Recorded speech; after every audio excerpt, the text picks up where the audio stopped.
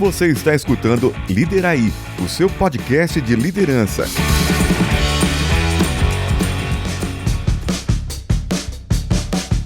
Líderes do passado, líderes do presente e líderes do futuro. Você está escutando Liderai.com, o seu podcast definitivo de liderança, em busca do santo grau da gestão.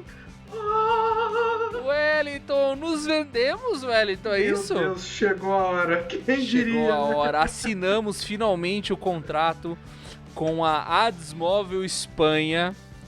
E agora, meus amigos, aqui tanto dentro do Spotify como no YouTube, seja onde for que você for assistir o nosso material, ele vai ter uma pequena inserção aí, até os 10 segundos, eu não sei exatamente o tempo, se é dentro de 1 minuto. Vai ter uma pequena breve... o comercial é de 10 segundos, viu, Wellington? É 10 segundinhos que você vai escutar um comercialzinho e você vai sair, é só esse. Não vai ter mais. Nem vai ver. Nem vai sentir. Não tem nada no meio do episódio, não, pra ficar tranquilo. Não. Jequiti! Jequiti! Vai ter lá o comercialzinho e isso serve, né, pra gente sustentar o esquema, né, Wellington? E assim, o que é legal? A gente ganhou hospedagem da Adsmóvel e esses valores aí vão ser, né, convertidos em renda para que a gente possa investir no podcast, no canal, né? Exatamente, você vê só? Tarda, mas não falha. E você sabe que duas coisas que eu ia falar sobre esse fato que não é o episódio de hoje, mas só de notícias para todo mundo. O primeiro é que nós estamos no mesmo lugar que Café Brasil, que é um dos maiores podcasts de Luciano Pires. Um dos maiores podcasts do Brasil. Um abraço, Luciano Pires. Eu tenho bastante contato com o Luciano Pires, sabia? Eu tenho o WhatsApp dele. Brabíssimo.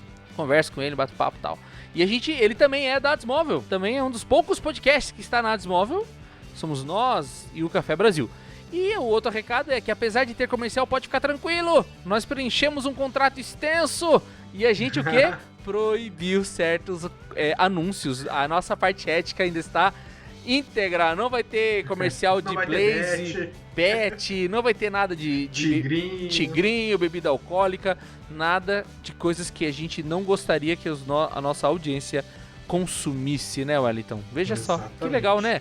Que bom, né, que legal, existe isso aí, Parabéns né? pra gente e muito agradecido a todos vocês que estão conosco e que nos permitiram ser vistos pela Adsmóvel pra gente conseguir ter chegar nesse dia. Resultado. 2024, depois de 7 anos aí, a Adsmóvel nos encontrou, falou assim, vem cá, vocês e o Café Brasil vão fazer parte do nosso portfólio de podcasts do mundo empresarial, executivo. Porra, que legal, né? Nós somos aquela banda que abre o show do Metallica, sabe? No caso, o Metallica é o Luciano Pires, né? Isso. Nós somos o Greta Van Fleet. Mas o que vai ser o tema de hoje? O tema de hoje vai ser comunicação otimizada. Toma na tua cara esse termo, esse buzzword. Aí, toma aí, buzzword. Buzzword pra você. Conker, tamo junto, galera. É nóis. Fica aí que... Tá bem legal.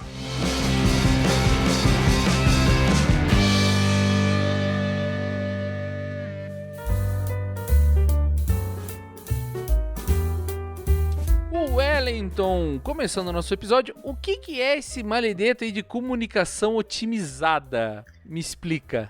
Pô, eu vou explicar a comunicação otimizada, eu sou o cara mais prolixo que você pode conhecer na tua vida. Não, mentira, eu não sou tão prolixo assim. Mas, basicamente é uma forma da gente conseguir trabalhar de uma maneira mais estratégica na maneira que a gente se comunica, né? Porque, né, quando a gente fala aí a gente brincou sobre ser prolixo, né? Mas é muito comum que às vezes a gente começar a dar muita volta ali e não chegar onde de fato a gente precisa. E a gente achou, o Vini vai passar os créditos aí depois, deixar ali na descrição. É o tal de João Furlan, ponto autor. Que é isso? @joaofurlan.autor. Procure ele tá aí, no LinkedIn. Tá aí o LinkedIn do João Furlan, nosso mestre da comunicação. E a gente achou interessante realmente, porque a gente brinca muito que comunicação é o mal do século, mas aqui a gente vai passar um passo a passo aí com base nisso. Não 100%, né? Mas nossos comentários, passo, né? Alguns comentários aí sobre esse ponto, que eu acho que é importante que a gente não menospreze o poder da comunicação dentro do dia. Mas vou te dizer, verdade seja dita que a comunicação, vamos ser franco aqui, a comunicação é o grande problema das empresas. Sempre. O pessoal fica brincando, já é buzzword, já é jargão, mas é verdade, cara. é muito ruim.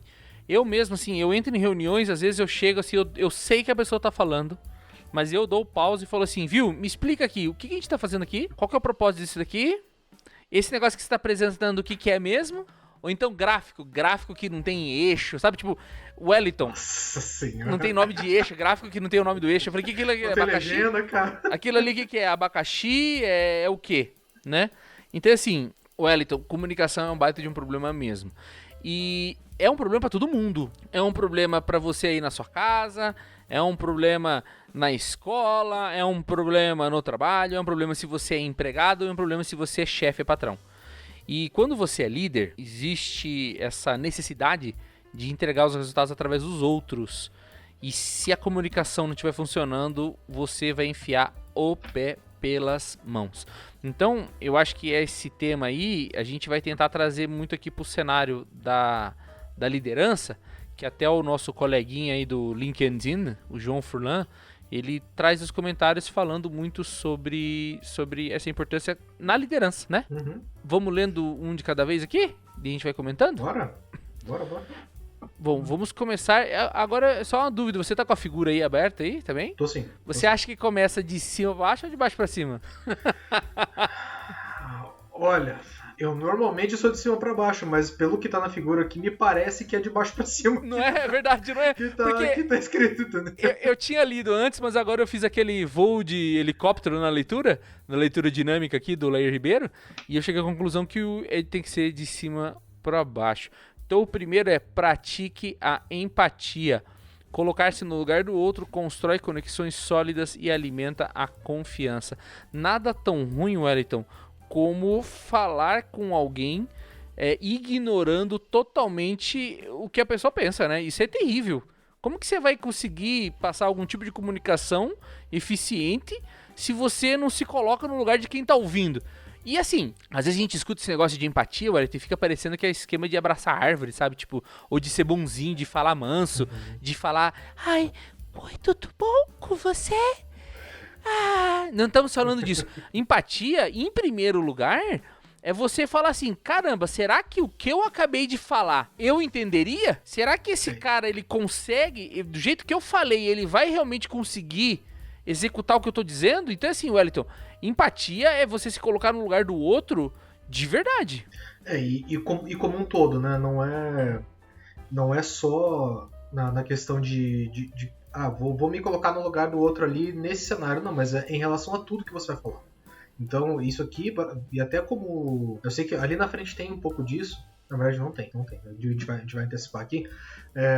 Mas isso aqui faz muito parte de um planejamento da maneira que você vai, do que você vai comunicar. Porque às vezes você quer passar uma mensagem, você tem que entender que na prática a gente não sabe qual vai ser a reação da pessoa. Não. Então, esse ponto da empatia ele ajuda a gente a diminuir um pouco ou tentar minimizar um pouco das surpresas que a gente pode vir a ter ou na hora que a gente for passar aquela informação para a pessoa, fazer aquela comunicação para aquela pessoa. Então, por exemplo, se você vai dar uma notícia que na tua cabeça é algo que já é uma coisa que não é positiva, por exemplo. E aí você vai precisar, a questão não é antecipar, mas é tentar pensar como que se fosse, não se fosse você, mas como que aquela pessoa possivelmente vai receber aquele ponto. Porque às vezes as pessoas trocam e falam, não, mas se fosse eu no lugar da outra pessoa. Isso não é se colocar no lugar do outro. Não. Se colocar no lugar do outro é você conhecer a pessoa e tentar imaginar ou antecipar qual vai ser a relação dela com base nos comportamentos que ela tem. E isso que você está falando agora me faz pensar que também é importante a pessoa estar atenta à reação das pessoas, né? E linguagem corporal, de tudo. Então, porque às vezes a pessoa que está recebendo pode não falar, ela pode não manifestar, mas fica muito evidente na maneira que, se ela está mais aberta ou não, depois que ela recebeu aquela comunicação, se de fato aquilo foi algo que foi algo que se ela sentiu como positivo, ou abraçou, ela entendeu. Então, esse exercício de empatia ele é muito mais difícil do que parece. Porque as pessoas tendem porque todo mundo é meio egocentrista, né, cara? O egocêntrico aqui de achar que todo gira em torno dele. E nesse ponto as pessoas quando falam, eu sou muito empático, mas você basicamente se projeta no lugar do outro. Só que isso não é ser empático.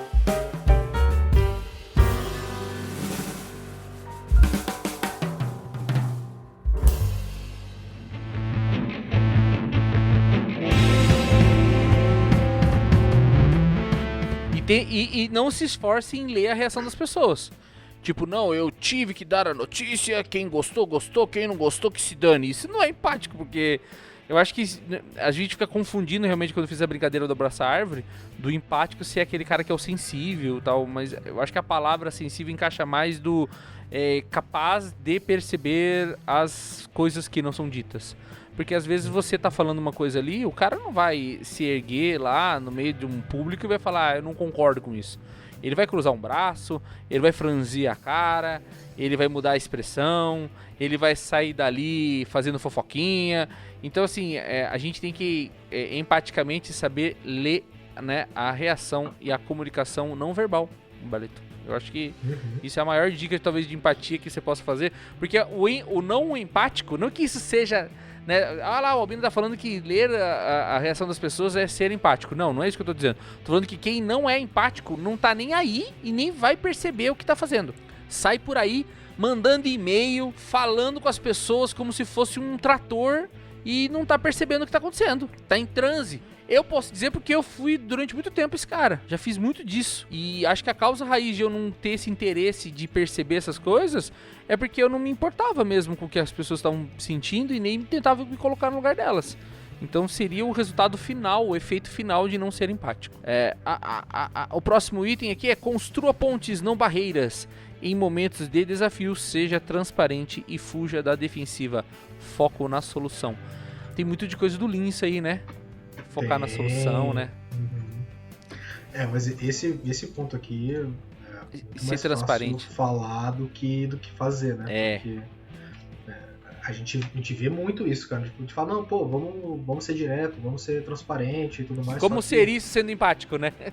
Exato. Como que você equilibra isso, entendeu? Como que você consegue equilibrar esse ponto sem garantir que você tá sendo um babaca? Quer uma dica? Não minta.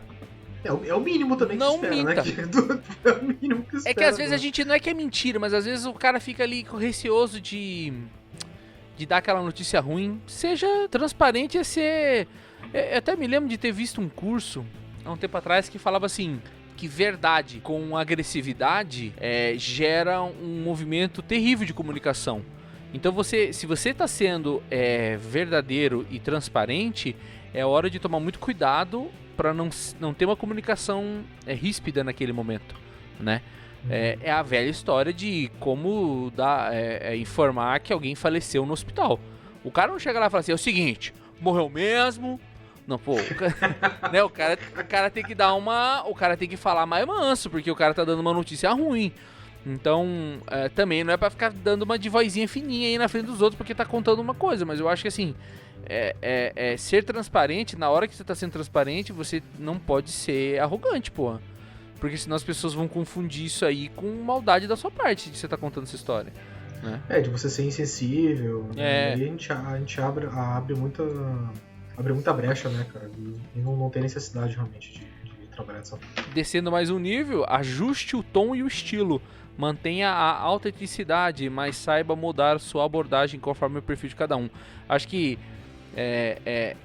quando ele fala autenticidade, é que o cara não pode fingir ser um robô ou mudar a forma como ele fala normalmente, porque ele tá indo lá na frente do público ou vai te dar uma notícia triste e ele começa a falar como Cortella. Tipo, porque as pessoas vão falar assim, esse cara é doido, né? Então acho que você tem que continuar sendo você mesmo. Mas o modelar a comunicação tem muito a ver com os primeiros liderais que nós fizemos aí na virada de chave, que fala com você saber modelar o teu estilo de gestão, coercitivo e tal. Você vai dar um feedback para um cara que é problemático, que não escuta, que não muda, e é o último feedback e ele não entende, tá na hora de ser coercitivo, de ser enérgico, de você chegar e falar assim, cara, é o seguinte, é a reta final, se você não reagir, infelizmente não faz mais sentido ter você na equipe. Isso não é uma ameaça, é complicado porque parece uma ameaça, né?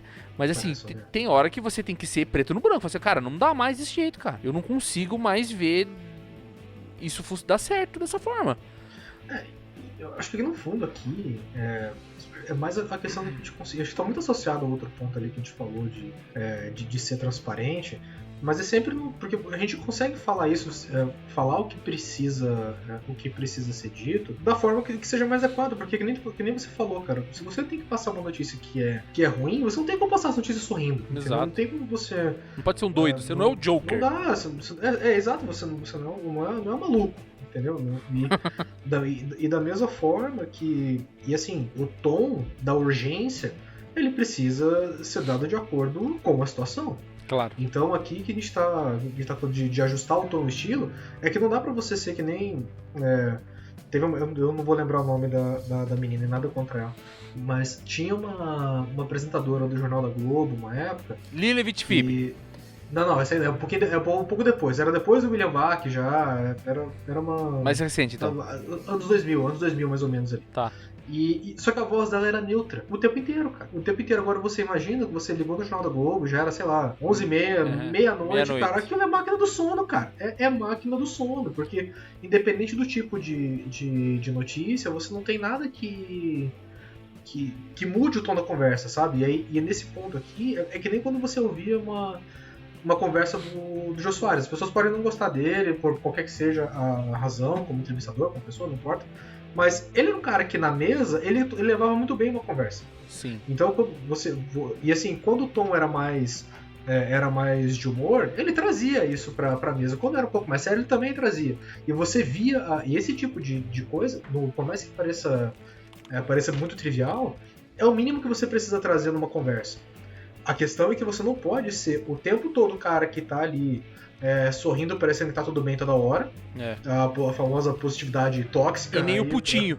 Pra galera. E você não pode ser o maluco o tempo inteiro, cara. Entendeu? Você não pode ser um soldado ali o tempo todo cumprindo ordem. E no sentido de ser ditatorial o tempo inteiro. Então, mas essa questão tem um exemplo. O estilo tem esse ponto. Tem o exemplo da Lilian Vitfib, porque ela dava notícias. Era na época que eu era criancinha, assim, e a gente tava vivendo o dragão da inflação, né? E o dólar e tudo mais. E ela dava as notícias da inflação, do dólar, do aumento da gasolina, do aumento do pão. Ela dava rindo. Então era uma coisa que muita gente odiava ela. Eu me lembro do meu pai falando assim, que essa filha da puta tá rindo? Então eu achava que era meu pai que implicava, mas eu ia na casa dos meus tios avós, eles falavam a mesma coisa, né? Eu ia na casa dos meus tios, pai da minha mãe, eles falavam a mesma coisa. Então todo mundo... Eu aposto que depois pergunte pro teu pai. Pai, você lembra da Lilian Vitfib da notícia ruim da economia rindo? Meio sorrindo, sarcástica? Eu não lembro, essa aí eu não sabia não. Isso aí é terrível. Porque... Eu lembro da Lilian Vitfib, mas eu não lembrava desse momento. É que daí eles deram uma queimada nela e anos mais tarde ela volta acho que no UOL, no Terra, e ela volta como uma... Também acaba voltando pra Globo, eu acho. E ela era uma grande repórter, mas eu acho que no começo ali ela não sabia ajustar o tom e o estilo. Que é o item aqui, né? Pega esse feedback aí. Feedback aí, Lilian Vitfib, Frita Fib. Frita bife.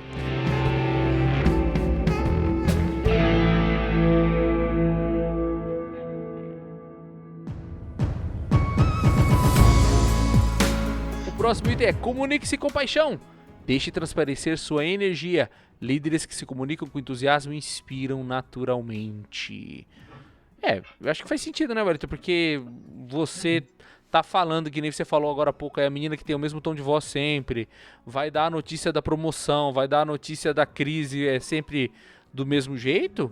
É difícil que o liderado se envolva emocionalmente com um discurso tão apático assim, né? E nesse ponto, imagina você como liderado ouvindo do teu líder tudo sempre no mesmo tom, pro cara contar que perdeu um cliente foda e ao mesmo tempo ele poder contar que a empresa ganhou um projeto bilionário, entendeu? E aí, entendeu? Assim, não faz sentido. Então a gente precisa realmente adequar o tom e parte da comunicação, ela é não verbal também, cara. Ela não é só a questão do tom de voz, assim, mas é a tua expressão na hora de falar. E, inclusive, tem um ponto aqui nos americanos e os ingleses como um todo. Não vou falar porque esse é o idioma estrangeiro que eu conheço, né? Mas, inclusive, na própria forma de se dirigir algumas palavras, por exemplo, aqui no Brasil a gente fala, nossa, o ali é enorme e tudo mais, só que se uma pessoa, quando fala, traz um adjetivo ou superlativo para para algum substantivo, normalmente elas não colocam tanta intenção naquilo. O americano, quando ele fala uma coisa enorme, ele fala assim, that's huge. Eles colocam energia naquilo. E isso é um negócio que é muito do... Não só o americano, mas o britânico também como um todo. Eles colocam o peso daquilo na fala. Então, quando você está trazendo...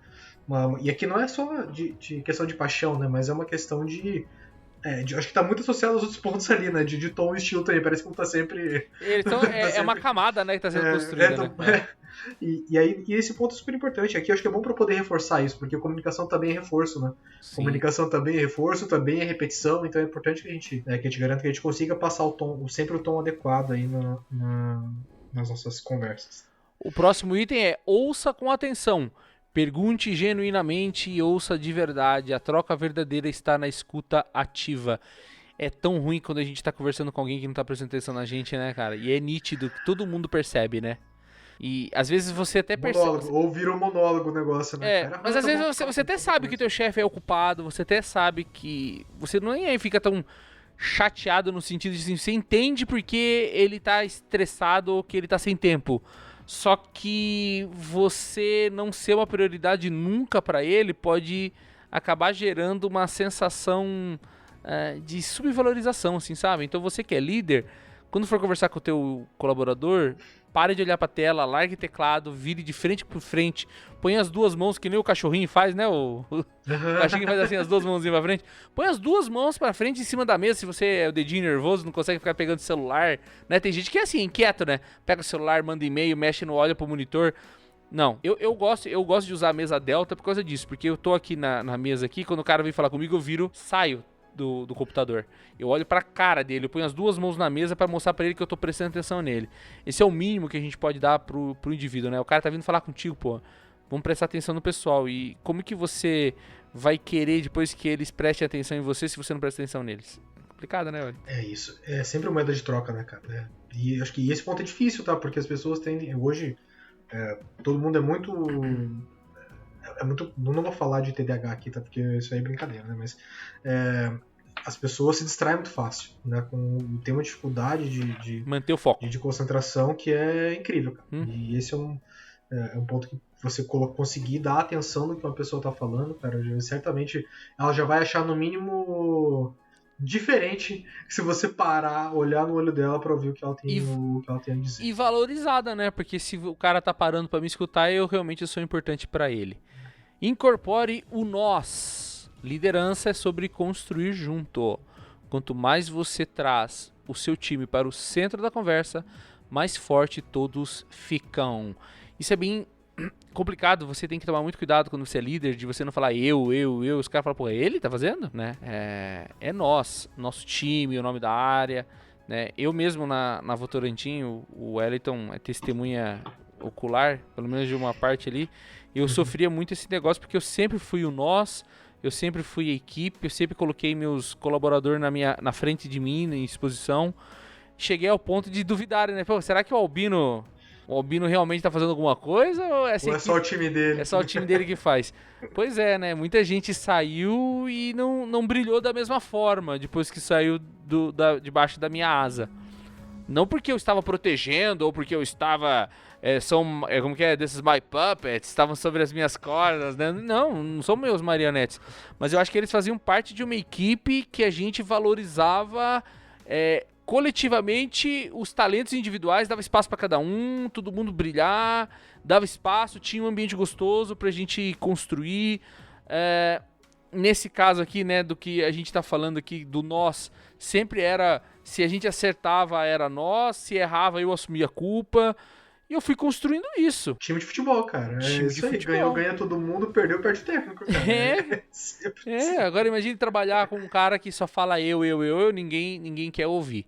Próxima dica que é a... Especialmente pra fora, né? Especialmente quando é pra fora não quando pro público externo, né? Ali, né? Isso daí tem um peso maior. Porque quando você vai lá apresentar o resultado da área, o cara vai lá e não dá o reconhecimento pro time, porque por mais que seja um negócio que teoricamente é uma trivialidade, um negócio que teoricamente pode ser bobo, de falar, não, foi a gente que fez, tudo mais, não, porque eu fiz isso, eu fiz aquilo, cara, é uma sutileza que dá uma diferença imensa, cara, no negócio específico. Daí o cara fala, pô, você nunca pegou no Excel pra fazer esse negócio, tá falando que foi você, cara, entendeu? E aí você acaba dando margem pra um negócio que eu acho que tem situações que, infelizmente, você não vai nem conseguir falar eu e nem o nós, né? Mas eu acho que se você tiver a oportunidade de falar o nome do indivíduo, é melhor ainda, melhorando aí o texto do João Furlan aí, é melhor você falar o nome da pessoa até do que o nós aí, né? Senão fica esse negócio comunista aí. Nossa entrega, nossa casa. Não é porra nenhuma dessa não. Isso aqui foi entrega, foi o Robertinho, isso aqui foi o Stubert, isso aqui foi o Parabox, né? Você tem que chegar e dar o nome pros boi. Os caras que fizeram merece ser. Ó, todo mundo. Público, você pode falar que corrija no privado. E você pode falar, todos aqui nós fizemos, mas um destaque especial aí pro Carlinhos que puxou tudo isso e tal. Se o cara é o principal, né? E uma coisa que eu vou te dizer, Wellington, eu não consigo elogiar de mentira. Eu sou um cara que, tipo. Genuíno. As pessoas até às vezes falam assim, nossa, o Albino nunca elogia. Não é que eu nunca elogio. Eu acho que. Eu elogio sim, mas eu não vou elogiar, eu não vou mentir pra você. Eu não vou chegar pra você se o negócio tá ruim ou meia boca, eu vou falar, nossa, incrível. Não, eu só vou falar se tiver bom. Nesses dias alguém veio me dar um feedback assim, porra, você nem deu o agradecimento lá pro fulano. Eu falei, mas o fulano fez merda? Nossa, mas é outra área, tava ajudando vocês. Eu falei assim, tá, e não me ajudou nada, eu achei horrível. Tá ótimo, já. Não, então eu dou a dica, não critique em público, né? Mas também, se você não elogiar, não elogie mentiroso. Seja verdadeiro, né? Porra. É isso. Ser falso aí. Aí o próximo, que é o penúltimo, é cria uma narrativa coesa. Construa uma linha de pensamento que seja clara e objetiva, facilitando o entendimento de todos. É o bom e velho buzzword aí do storytelling, Wellington. Eu vou fazer um comentário aqui só sobre isso, que a gente tem que tomar um cuidado pra gente não transformar a narrativa num viés. Porque claro que toda conversa ou toda comunicação que a gente vai fazer, ela tem um objetivo, né? Sim. Mas só tem que tomar cuidado pra não cruzar uma linha de manipulação aqui no negócio, sabe? Porque eu já vi situações nas quais a conversa tinha um objetivo e aí no meio do negócio começou a caminhar para um outro caminho. Não vou entrar no exemplo aqui, mas o negócio caminhou para um outro caminho que, na prática, um projeto que era bom ficou ruim. Um projeto que era bom ficou ruim, e ruim na visão de quem estava recebendo feedback, porque ele foi...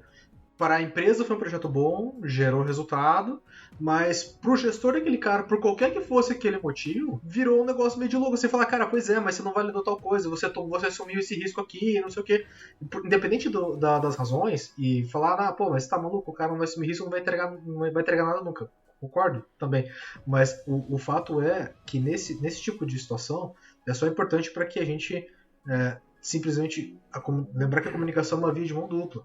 E a gente não conduzir o negócio para que seja conforme somente o que a gente quer, porque o caminho muda, cara. No meio da conversa, às vezes você tá querendo entregar um negócio e a pessoa te traz um contra-argumento que você não estava planejando.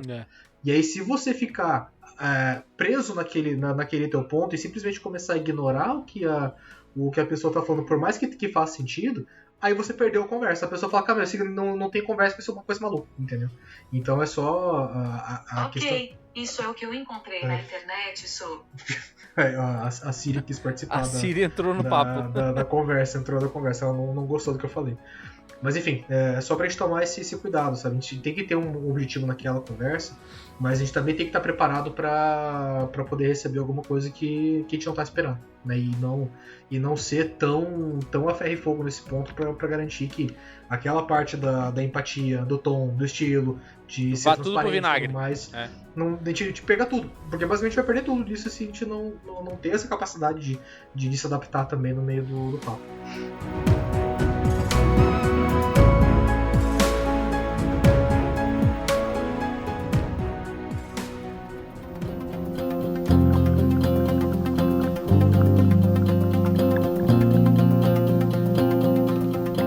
Eu acho que é só... talvez a parte mais importante disso é que o cara planeje, né? Seria mais seria melhor o que o João Furlan tivesse colocado. Planeje a comunicação. Porque você tem que dizer exatamente o que é teu objetivo. Senão você vai lá pra uma conversa muito sem pé sem cabeça, sem objetivo claro, as pessoas vão dar o objetivo no teu lugar. E eu sempre penso assim, cara, se você começar a contar uma história e você não deixar claro que o lobo mau é mau, Já deixando claro que o Lobo Mau é mau, veja, não tem cara aí que é... Continuamos. Tem cara que é fã do Morgoth e do Sauron, né? Tipo, que assiste o filme do Senhor dos Anéis torcendo pro lado do mal. Então você imagina se ele tivesse contado uma história não deixando claro quem era o bem e o mal, então metade das pessoas iam tomar partido. Então você, no caso aqui, tá falando de discursos de comunicação de liderança, você tem que deixar claro para as pessoas o meio, o começo e o fim da história, o problema que vai ser combatido e a importância. Eu gosto muito de usar o Simon Sinek aqui, né? O propósito, por que a gente tá fazendo isso? Que é o último. Que é o último aqui, ó. E com isso a gente deu um spoiler do último ponto. Porque eu acho que fazer uma narrativa coesa, contar uma história, um storytelling que não tenha propósito, é perdido. Que é o último aqui, estabeleça a intenção. Cada conversa precisa começar com um objetivo claro. Qual é o resultado que você quer atingir? Eu diria até que, assim, toda comunicação que você for passar para alguém, você tem que dizer o motivo desta conversa, o motivo desta ação, o impacto se der errado, né? É o círculo dourado do Simon Sinek. Eu acho que isso aí é imprescindível em tudo, principalmente na comunicação, Elito.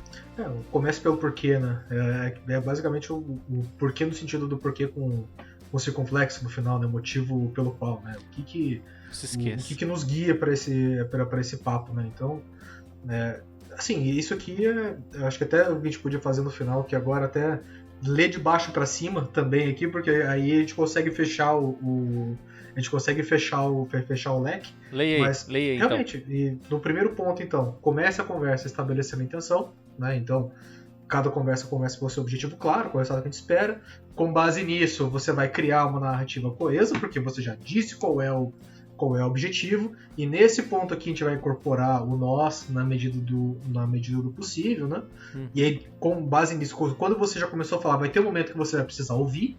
Então aqui é o momento de ouvir com atenção o que os interlocutores aí têm a dizer, e aí na nossa réplica, outra réplica ali, de fazer a nossa comunicação com paixão e ajustando o tom e o estilo aí conforme a necessidade, sempre sendo muito transparente, né? E para garantir que a gente não fique sempre na defensiva, buscando a solução. E aí, obviamente, não no fim de tudo, né? Mas meio que em paralelo a isso, sempre buscando ser empático, né?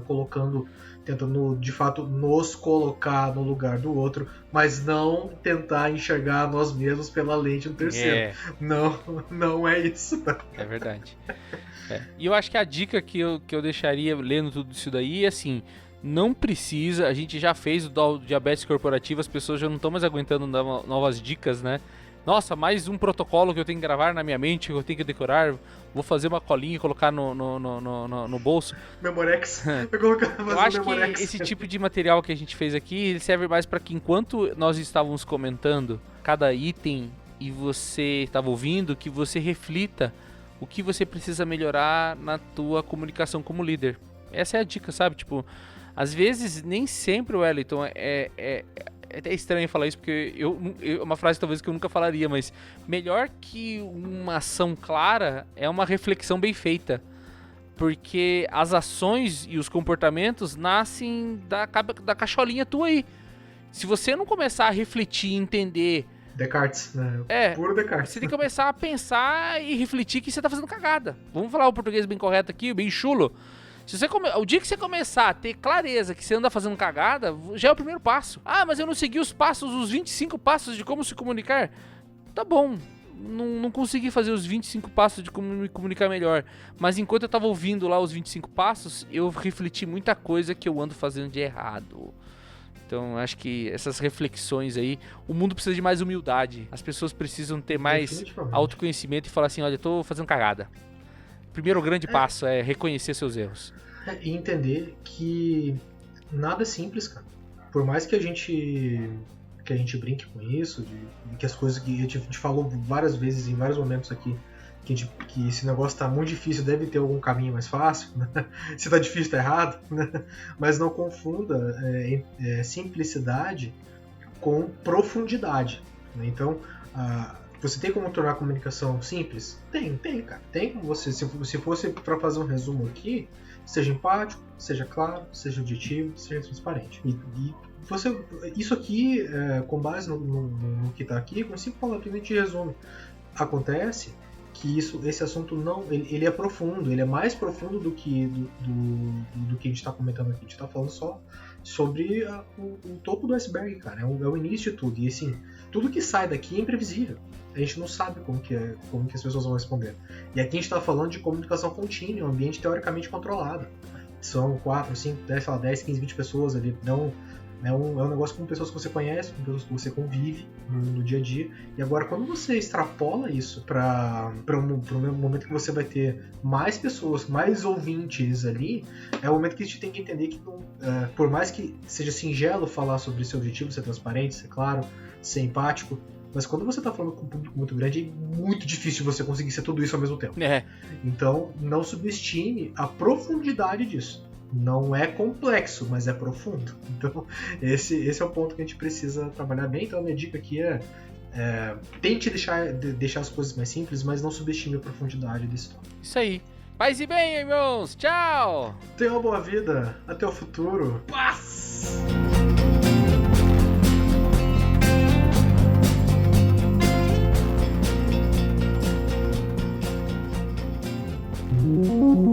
Lideraí Podcast, o seu guia de liderança corporativa. Gostou do nosso conteúdo? Acesse lideraí.com, onde você pode encontrar o que há de melhor sobre liderança.